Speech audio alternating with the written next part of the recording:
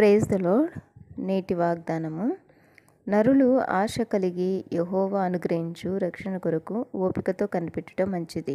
విలాప వాక్యములు 3వ అధ్యాయము 26వ వచనము. దేవుడు ఆశగల ప్రాణంను తృప్తిపరిచే దేవుడు. ఆకలిగొన్న ప్రాణంను మేలుతో నింపే దేవుడు.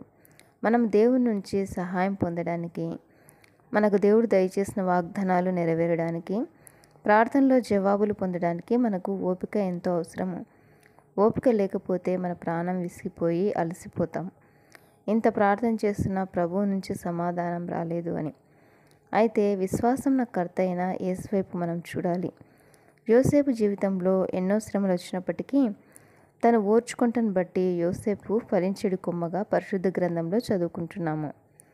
కనుక మనం కూడా ఓర్పు కలిగి ప్రభు వైపు చూడాలి. విశ్వాసం కర్తయు దాన్ని కొనసాగించువాడునైనా యేసు వైపు చూచుచు మన ఎదుట ఉంచబడిన పందెములో ఓపికతో పరిగెత్తుదుము. ఆమేన్.